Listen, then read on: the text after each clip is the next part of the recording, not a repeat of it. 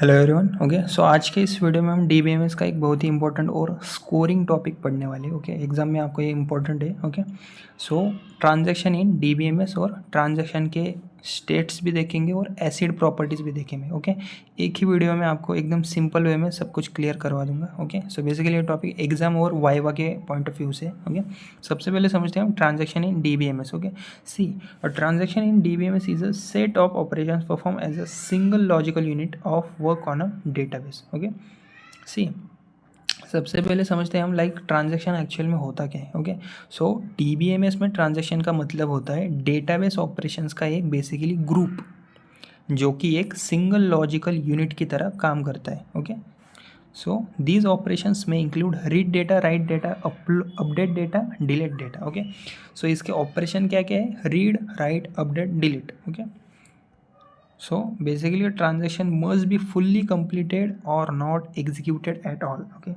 मतलब क्या, ट्रांजेक्शन या तो पूरी तरह एग्जीक्यूट होगा या फिर बिल्कुल नहीं होगा।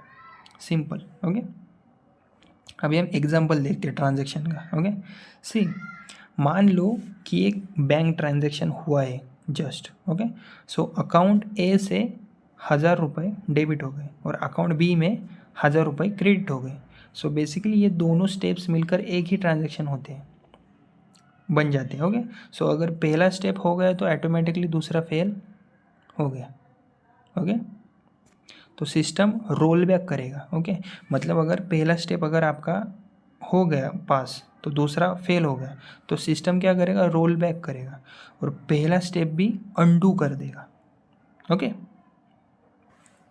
उसके बाद समझते हैं हम states of transaction. Okay, during execution of transaction passes through different states. पहला है एक्टिव स्टेट। ओके, पहला है एक्टिव स्टेट। ओके, सी, अब बेसिकली समझते हैं कि ट्रांजैक्शन किन किन स्टेट से गुजर कर कंप्लीट हो जाता है। पहला क्या है? Active state. इसमें होता क्या है? जब ट्रांजैक्शन स्टार्ट होता है और ऑपरेशन एग्जीक्यूट हो रहा होता है तब ट्रांजैक्शन एक्टिव स्टेट में होता है। Okay, so transaction has started execution, database operations are being perform. Okay, दूसरा क्या है? Partially committed state. तो इसमें एक्चुअल में होता क्या है?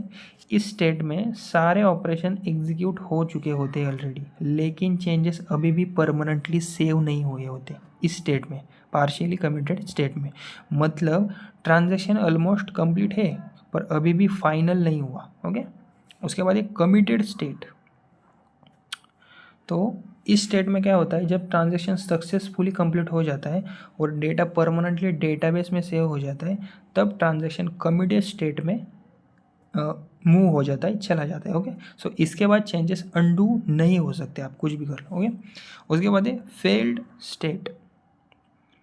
ओके, ये आपको एग्जाम में पूछा जा सकता है। ओके, 4 मार्क के लिए आ सकते हैं। ओके, सो फेल्ड स्टेट में क्या होता है? अगर किसी रीज़न से ट्रांजेक्शन कंटिन्यू नहीं कर पाता, ओके, ट्रांजैक्शन आपका जो हुआ है, आपने जो प्रोसीड किया है, ओके, वो कंटिन्यू नहीं कर पाता, जैसे कि पावर फेलियर हो गया, सिस्टम क्रैश हो गया, लॉजिकल एरर हो गया, तो ट्रांजैक्शन फेल्ड स्टेट में ऑटोमेटिकली चला जाता है। ओके, उसके बाद है एबॉर्टेड स्टेट। इसमें होता क्या है एबॉर्टेड स्टेट में?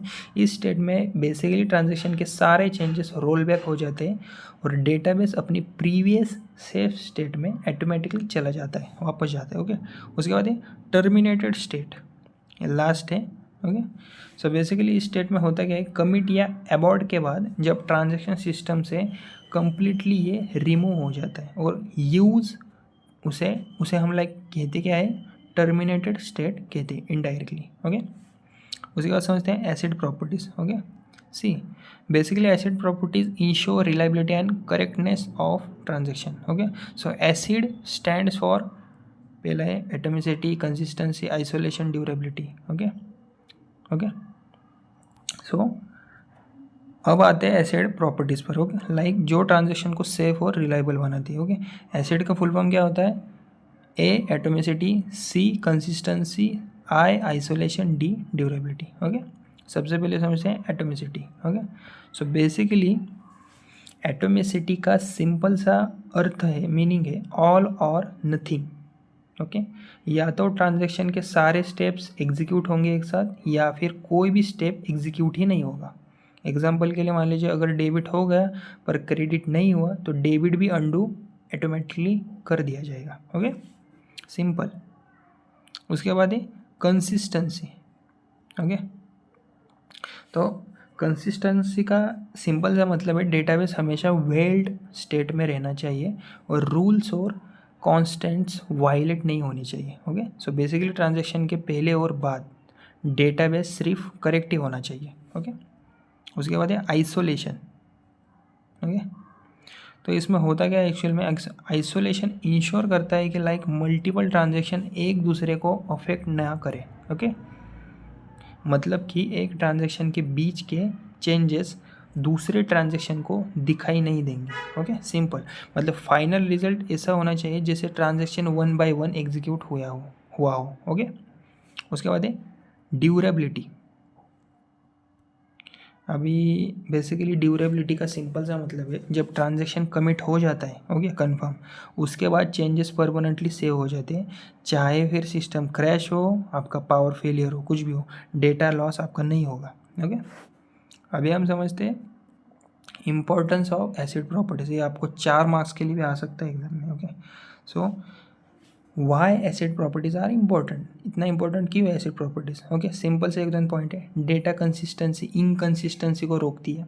ओके, डेटा इनकंसिस्टेंसी को रोकती है, कॉन्करेंट ट्रांजैक्शन को सेफ बनाती है एसिड प्रॉपर्टीज, और डेटाबेस को रिलायबल और सिक्योर बनाती है। ओके, सो समरी बस इस वीडियो की यही है। A transaction is a logical unit of work, transactions pass through different states, acid properties guarantee correctness, reliability and safety. Okay, so short में कहूँ ट्रांजैक्शन मतलब लॉजिकल यूनिट ऑफ वर्क, और transaction के मल्टीपल स्टेट्स होते हैं, और acid properties basically ensure करती है करेक्टनेस, कंसिस्टेंसी और सेफ्टी। बस इसका यही मतलब है। ओके, और अगर आपको ये एक्सप्लेनेशन थोड़ा सा भी हेल्पफुल लगा हो मेरा, ओके, तो वीडियो को लाइक शेयर और सब्सक्राइब जरूर कीजिए। Okay, thank you.